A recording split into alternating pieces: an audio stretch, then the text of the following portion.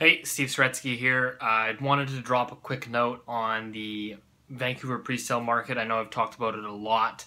I'm not going to ramble too much on about it, but I just wanted to cover a couple quick points. There's been a lot of conversation about it over the last couple of weeks since these reports have come out, that essentially a lot of these developments are basically sold offshore, much before locals can get access to them. People will debate back and forth, if it's right or wrong, but that's not really the context of it. I'm always looking for value in terms of, advising my clients on what to do in the Vancouver condo market or whatever. And obviously, I think a lot of people like brand new, like they like the fancy, shiny stuff. So a lot of people inquire about pre-sales, right? So, first off, I always tell them there's a 99% chance I won't be able to get you a pre-sale condo. The fact of the matter is they are all sold offshore predominantly before, or you have to have some sort of VIP access, not just subscribing to an email list, but like actually having an inside connection, because they sell them to essentially family and friends. We don't really know who that is. There is very little to no regulation in this pre-sale market. So that's just sort of the way it goes. I just give you an example. I'm not going to name the development, but they start sales here on, I think it's June 24th. They've made some announcement saying, our local presentation center is June 24th. Come on by.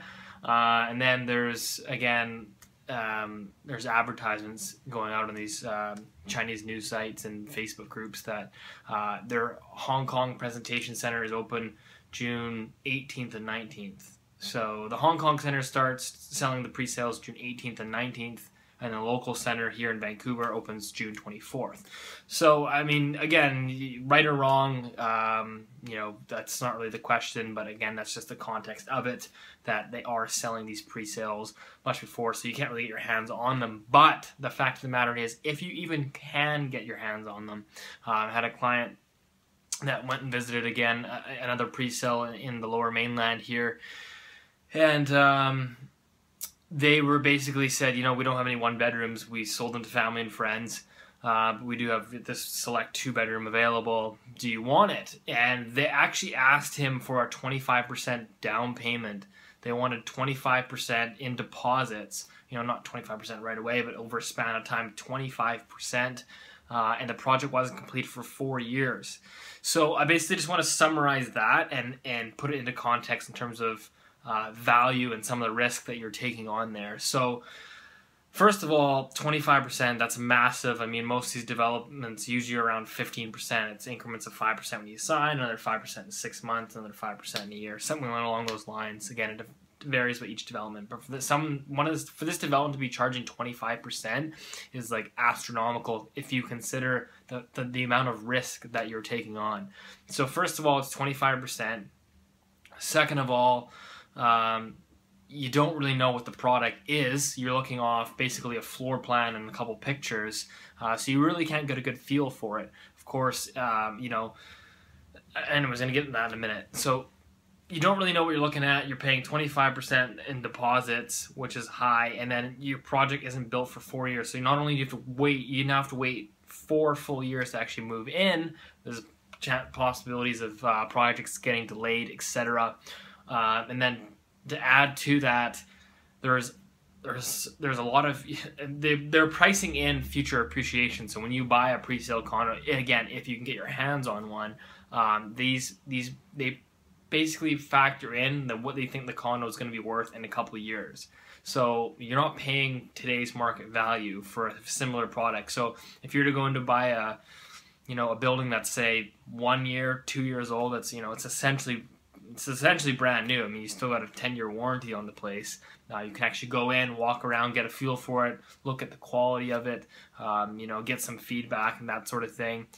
The pre-sales that are very similar to those resales they're charging much higher premium for these pre-sales. And again, because they're banking in future appreciation. So again, obviously the Vancouver market tends to go up. That's just what it's done over really the last 18 years. But of course, it does have dips and stuff. But at a time when I would say markets are definitely frothy, they're definitely heated. and there's definitely a good possibility for a correction, for them to basically be pricing in what they think it's going to be worth in 4 years down the road. I think, again, you take on a huge amount of risk because you have to look at the downside now to that.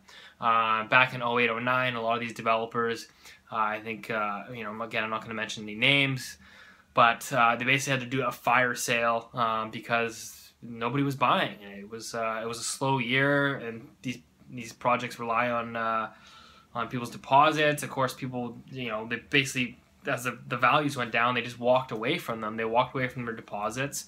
Some of these people walk away from 5, 10, 15%, because they just maybe they weren't able to get the money from the banks, or they just didn't feel it was worth it.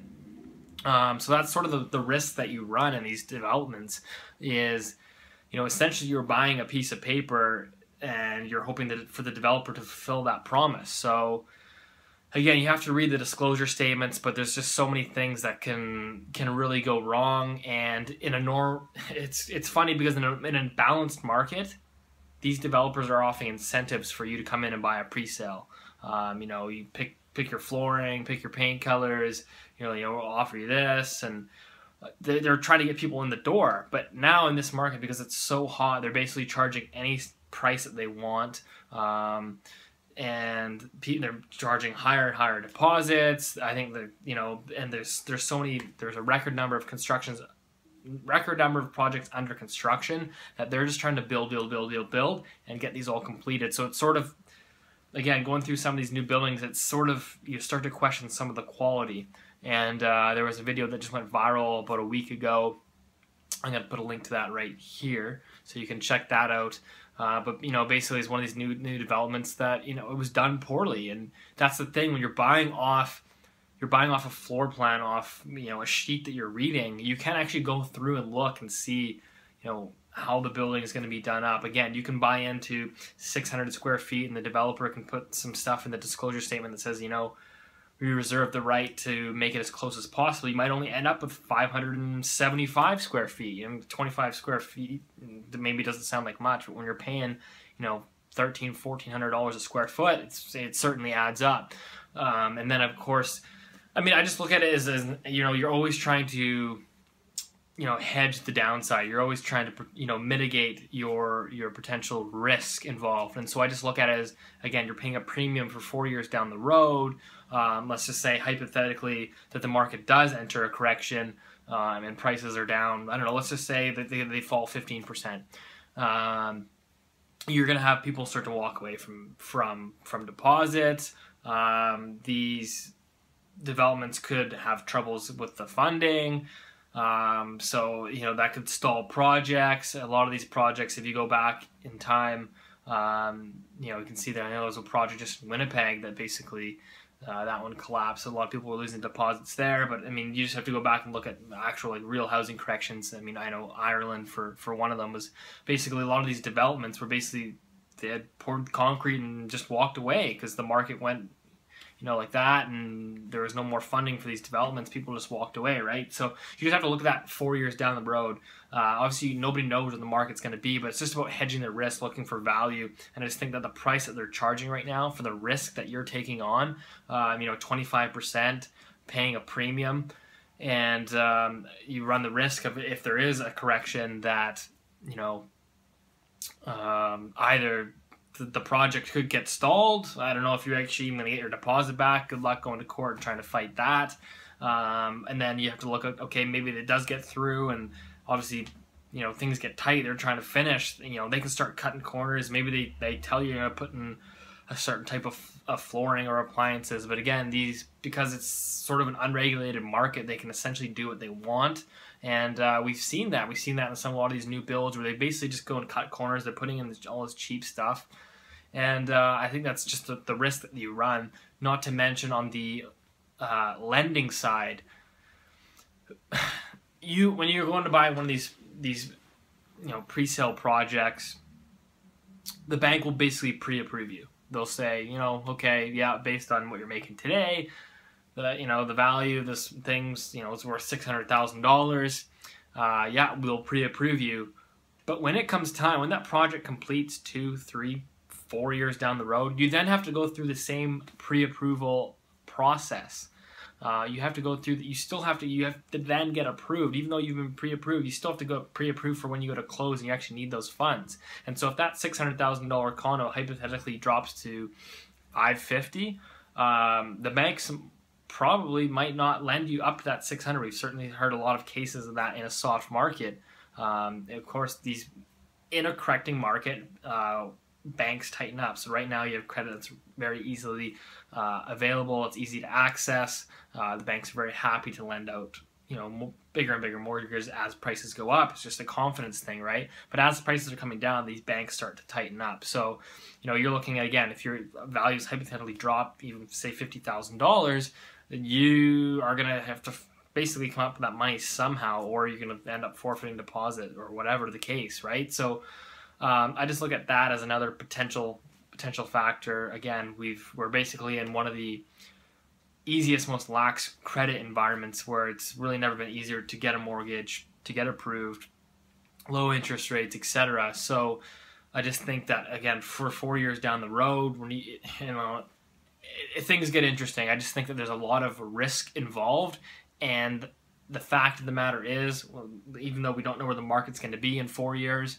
the fact of the matter is you're taking on a lot of risk and you're not getting rewarded for it. So in a normal balanced market is they incentivize you to take on that risk. Because you're taking that risk, they incentivize you to take that risk. I mean, I know a number of years ago that pre-sales were actually marketed below current resale values, and then they started to say, oh, maybe we can get away with a little bit more, maybe we can charge what current market value is. And of course now they're charging a premium for that, a huge premium, and the premium's going up and up and up and up because it's sort of like this never-ending roller coaster where prices just continue to rise.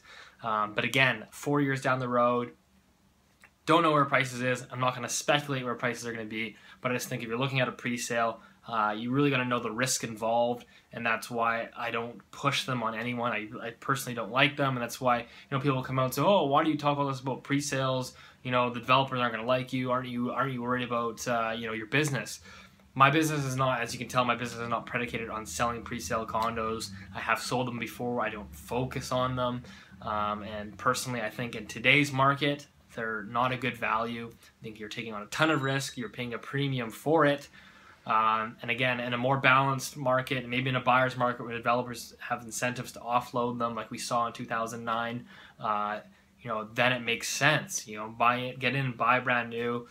Maybe you can see the projects, nearing completion. You get a better sense for it. But again, just buying off a floor plan, hoping that the developers can fulfill their promises and actually build to the quality that you're expecting, is another story, and it's a huge risk that you're taking on, but it's something that they can obviously get away with in this market, of course, selling them in bulk, basically overseas. So that's how I feel on that.